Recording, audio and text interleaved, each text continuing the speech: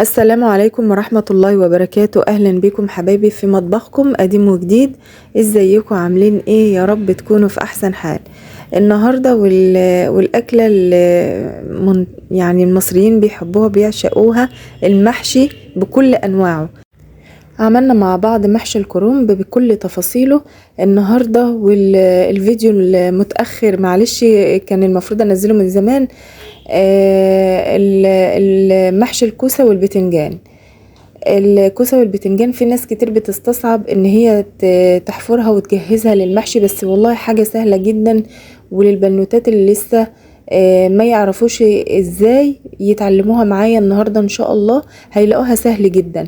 اولا في اختيار الكوسة والبتنجان بتختار الكوسة طبعا الخضراء المصحصحة الطازة، زي ما انتوا شايفينها معايا كده. بتجيبيها بتغسليها وبعد كده بنعملها بالمبشرة زي ما انت شايفة الخطوط الحلوة دي بتخليها ملمسها وشكلها حلو. بتجيب المبشرة سنونها بتكون واسعة شوية وتخينة عشان تعملك الشكل ده. الرفيعة يعني بيبقى شكلها مش قوي، لكن التخينة بتبقى حلوة في المنظر ده. بعد كده بتجيبيها، شايفة بتجيبيها يا اما تنفع تتقسم على صبعين زي ما انت شفتي معايا كده، يا اما الكوسية على قد الصبع الواحد. هتقسميها معايا كده وتفحريها زي ما انا بحفرها كده. ما بتخليهاش رقيقة قوي، بتخلي سمكها يعني زي ما انت شايفة يا دوبك بتطلعي البذر بتاع الكوسة من جوه، وبعدين بتبدأي من النص الاول وتنتهي بالاطراف كده على الطرف. بعد كده البتنجان زي ما انت شايفة معايا بنختاره برضو طويل كده ومش تخين قوي ولا رفيع قوي، متوسط زي ما انت شايفة، بحيث ان احنا لما نيجي نقطعه نصين كده يبقى الصابع معاكي كويس، يا اما على قد الصابع الواحد عشان ما تهدريش منه كتير او تقطع منه حتة كبيرة قوي، يا اما يكون طويل على صبعين، يا اما يكون على قد الصابع الواحد. وكذلك الكوسة برضو، الكوسة اللي معايا دي على قد صابع واحد، ما قطعتش منها كتير، يا دوبك بس العنق بتاعها. وبعدين بحفرها اهوت من النص، بطلع القلب الاول من النص وبعد كده باخد من جوه لبره. وكذلك البتنجان برضو شايفين كده مش رقيقه كده، لازم ارقق اكتر من كده. لازم اشيل البتنجان بقى، بشيل كل حاجه من على القشره بتاعته اهو، برققه جدا لحد ما يبقى عارفين زي جلدة الممبار زيه كده اهو، برضو من جوه لبره، من جوه لبره لحد ما اوصل للرق اللي انتوا شايفينه معايا ده. برضو في نوع كمان من البتنجان اللي انتوا شايفينه قدامكم دوت، اللي هو اللون البتنجاني او الموف ده، بيبقى جميل جدا برضو في المحشي، وبيبقى مسكر وحلو كمان، احسن من الابيض كمان. في عادة عندي برضو بعملها لما ببدأ المحشي بتاعي، بيكون مثلا عندي بهارات عايزة اطحنها، فبعملها قبل المحشي في حلة المحشي. بسخن الحلة بتاعتي قوي عشان احمص فيها التوابل بتاعتي.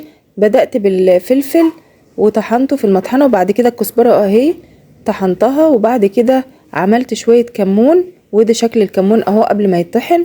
بعد كده هنيجي بقى في الحلة بتاعتنا دي ونحط فيها مادة دهنية بتاعتي، زيت سمنة زي ما بتحبي او خليط منهم. بعمل البصل مفروم كده مش ناعم قوي، وبعد كده بشوحه في المادة الدهنية بتاعتي، وبحط توابلي.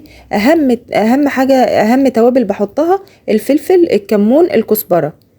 والكمون ما بكترش منه لان له نكهة قوية شوية. بشوح البصل بقى كده، ما بحمروش قوي يا جماعة، يا دوبك بس بيدبل معايا وبيغير لون على بسيط قوي قوي. بعد كده بعصر الطماطم بتاعتي في الخلاط وبجيبها بقى وبحطها عليه، وبسيبهم يغلوا مع بعض لحد ما يستبكوا تسبيك خفيف كده. وبعد ما استبكت معايا الطماطم كده، بجيب طماطميتين مخليين من البذر، وفلفل على زي ما بتحبي، اخضر حار عادي، وبصلية كده. وبعدين بعملهم بفرمهم في الكبة زي ما انتوا شايفين كده اهوت، وبحطهم على التسبيكة بتاعتي وانا طافية النار كده خلاص. ما بقتش عليهم النار. هنا في حتة بنجر كنت حطاها بتخلي اللون جميل، شلتها. هنحط بقى الخضرة بتاعتنا، كل ده وانا طافية النار يا جماعة. الخضرة بتاعتي عبارة زي ما انتوا شايفين عن شبت ده اللي في ايدي، وكزبرة، وعودين بالظبط كده بقدونس. البقدونس بيبقى حلو في البتنجان والكوسة. يعني لو عايزه تحطي في محشي الكرنب ما بتكتريش برضو البقدونس، بتحطه عيدين بالظبط. هنا في محشي البتنجان ممكن تحطي حزمه او نص حزمه. خلاص كده بجيب الرز بتاعي، بكون غسلاه كويس قوي، مصفياه كويس قوي من الميه، ما فيهوش اي ميه خالص علشان ما يعجنش معايا. وبعد كده بحط التسبيكه بتاعتي عليه وبظبط الملح بتاعه. شايفين بقى يا جماعه، هنا بفتح معاكم الفلفله، بفتحها بطريقه من غير سكينه من غير حاجه، بزق بس العنق لجوه لجوه لجوه بصبعي، بطرف صبعي كده، بزق من عند العنق اللي شابكه في الفلفله، وتروح واشد لبره بقى بعد كده، وتروح طالعه بكل سهوله كده. الميه دي عباره عن ميه بملح، حاطه فيها البتنجان والكوسه بعد ما غسلتهم، وكمان الفلفل.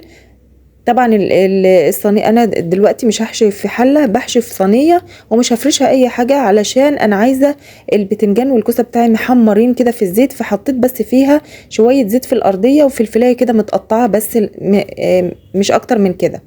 شايفين بقى انا بحشي ازاي؟ ما بكبس يا جماعه بصبعي قوي قوي. شايفين صبعي اللي داخل ده؟ بقولك ما تحطيش صبعك كده جوه قوي وتزقي تزقي، لا انت يا دوبك بس بتدخلي بصبعك الرز وخلاص على كده. انا ساعات بتاخدني يعني ساعات لما بزق في صبعين ولا حاجه الرز كده بيطلع معجن في بعضه ومش طعمه مش حلو. عايزينه مفرفر كده، وكل رزايه واخده حقها في السوى مع نفسها كده لوحدها. وكذلك الفلفل والكوسه برضو ما بزقش، وبحشر الرز قوي، وبسيب مسافه برضو من فوق، يعني عباره عن سنتي كده من فوق، من غير ما احط فيها الرز، ما بكبس الرز لحد الاخر. بعد ما خلصت صينيتي، معلش اللقطه دي مش لاقياها. فلما يكون عندك بقى بتنجان وكوسه، بتحط البتنجان في الارضيه وفوقها الكوسه، ما تحطيش الكوسه ابدا تحت عشان تبقى محتفظه بشكلها الحلو. بعد كده بتحطي الشوربه بتاعتك، يا دوبك مغطيه مثلا الصف الاولاني اللي هي ايه البتنجان، مش اكتر من كده خالص. ما بتحطيش شوربه كتير زي المحشي بتاع الكرنب.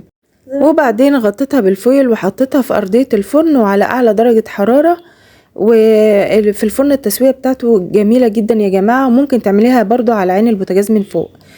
بعد كده عندي الفراخ، هعمل لها الخلطه بتاعتها دي، اللي هي عباره عن بصل وتوم وطماطميتين مخليين من البذر، وفلفل زي ما انت حابه، الفلفل اخضر احمر الوان يعني، او حار او كده. وعندك مجموعه التوابل دي، اهمها طبعا الجنزبيل والكزبره وشويه كمون كده على طرف المعلقه، وكاري وبابريكا وتوم باودر وبصل باودر كده حبه صغيرين، وشويه فلفل برضو صغيرين، ومعلقه صغيره كده من السبع بهارات. لو فرختين بتكتري طبعا الضعف، معلقه صغيره من كل حاجه لو فرخه، ومعلقه كبيره من كل حاجه. بعد كده بنفرمهم في الكب او في اي حاجه مع البصل والخضار، علشان نضمن ان هم توزعوا توزيع كامل. وبعد كده بناخدهم بقى على الفراخ وندلكها تدليك حلو قوي كده من جوه، من بين الجلد ومن كل حته.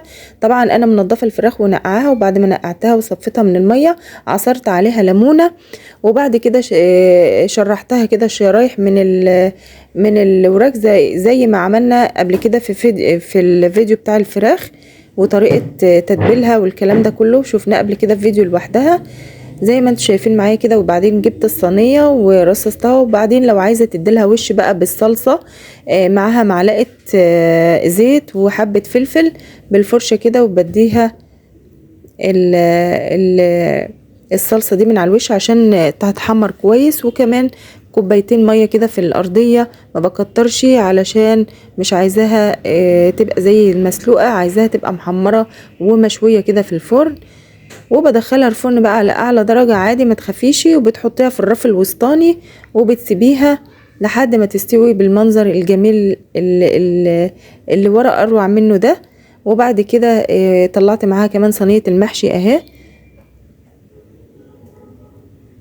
طبعا معموله برضو في الفرن، في الارضيه بتاع الفرن سبتها لحد ما استوت واتشربت كده، ومغطياها طبعا بالمحشي متغطي كويس بالفويل. وكده اقدر اقول لكم بقى بألف هنا وشفا، وما تنسونيش بدعواتكم واللايك والشير والاشتراك في القناه. والسلام عليكم ورحمه الله وبركاته.